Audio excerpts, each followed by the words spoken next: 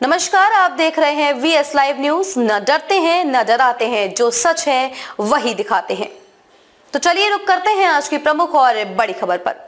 भारत का अद्भुत मिशन अब 6000 मीटर की गहराई तक खंगाला जाएगा समुद्र का रहस्य, जल्द लॉन्च होगा समुद्रयान। भारत का पहला मानव युक्त गहरा समुद्र मिशन 6000 मीटर की गहराई तक समुद्र के रहस्य को खंगालेगा। राष्ट्रीय समुद्र प्रौद्योगिकी संस्थान NIOT के निदेशक बालाजी रामकृष्णन ने मंगलवार को कहा कि पनडुब्बी 2026 के अंत तक रवाना हो सकता है। रामकृष्णन ने ICAR केंद्रीय समुद्री मत्स्य अनुसंधान संस्थान CMFRI में कहा, मिशन के तहत 6000 मीटर की गहराई तक गहरे समुद्र में सागर के रहस्यों का पता लगाने का प्रयास किया जाएगा। समुद्र के सफर पर होगा रवाना। 3 वैज्ञानिकों को लेकर समुद्र के सफर पर रवाना होगा। पृथ्वी विज्ञान मंत्रालय के तहत NIOT गहरे समुद्र मिशन की नोडल एजेंसी है।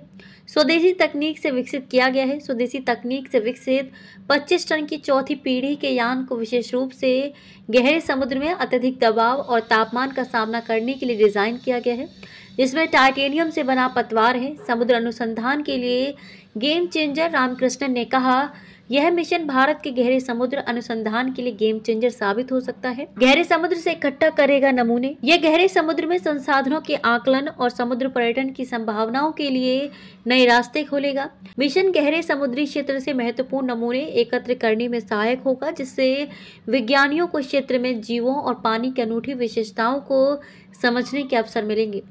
चरणबद्ध प्रक्रिया के तहत की लॉन्चिंग की जाएगी। 500 मीटर गहराई तक होगा टेस्ट। इस साल के अंत तक 500 मीटर गहराई तक परीक्षण किया जाएगा।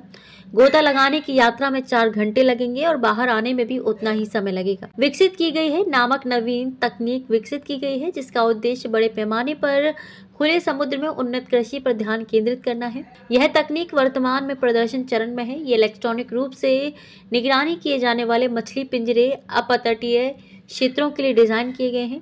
पोषण से भरपूर गहरे समुद्र के वातावरण का लाभ उठाकर मछली की वृद्धि को अनुकूलित करने के लिए इसका उपयोग हो सकेगा। विभिन्न सेंसरों के साथ मछली बायोमास वृद्धि और गति और पानी की गुणवत्ता के मापदंडों की दूरस्थ निगरानी करने में सक्षम है। यह तकनीक भारत की खाद्य सुरक्षा के लिए महत्वपूर्ण हो सकती है। खबरों में अब तक के लिए बस इतना ही। फिर होगी आपसे मुलाकात ऐसी ही किसी बड़ी और खास खबर के साथ। तब तक के लिए नमस्कार और देखते रहिए VS लाइव न्यूज।